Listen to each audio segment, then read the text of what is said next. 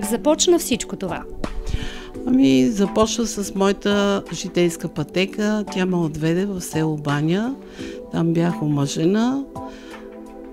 И стана така, че загубих съпруга си, но не загубих пък духа.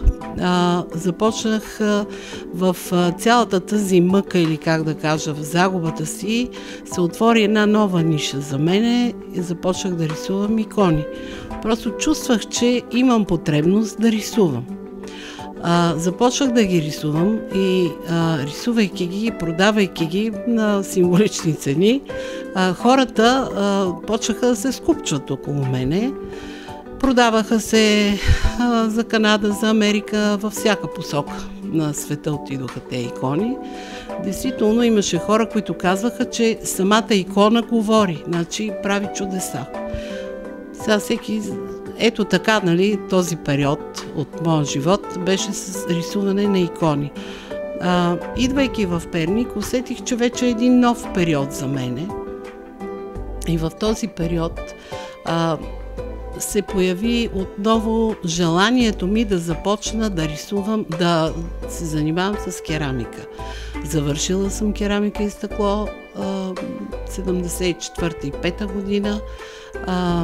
И това е един занаят, който винаги съм искала да практикувам, но така и не можах, не успях. Значи едва в 60-те години, 50-60-те години, вече имах тая възможност така да замогна със средства, да си оборудвам пещ, гранчарски колела, да си направя пълно оборудване, керамично, и започнах да се занимавам. Това е такава любов, тя е свързване с небето и с земята.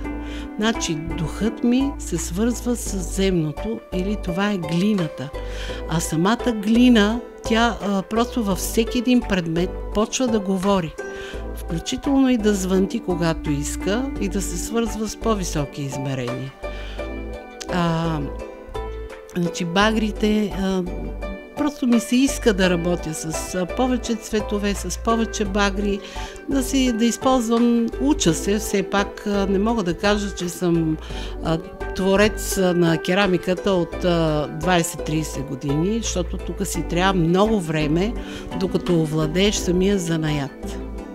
Все пак съм още в началните редици, но най-важното нещо е огъня в сърцето ми. Значи сърцето ми е пълно с огън.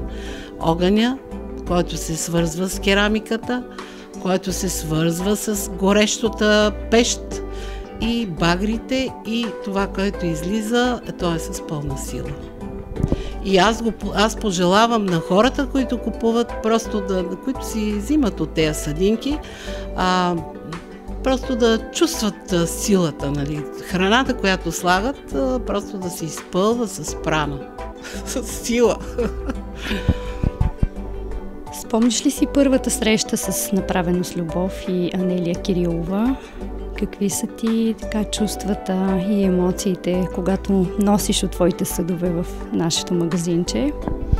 Ами, първо срещата ми беше толкова мила, с такава любов ме е посрещнала, с толкова внимание, което тя има в себе си.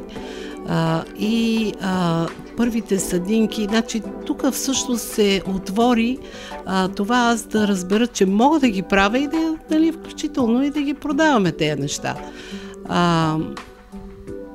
Тук всъщност се получи тази спойка, да се започне всичко в магазинчето Направено с любов. И то действително е направено с много любов. И дай Боже всеки му любов.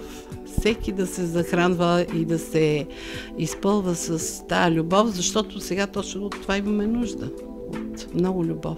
И това, което правиме, то не може без любов. Твореца без любов не може. Всичко се прави с любов. Всяко нещо. И така пожелавам на Нели много творчески успехи, да държи така творците живи, да бъдат винаги търсещи, да търсят все нови и нови хоризонти.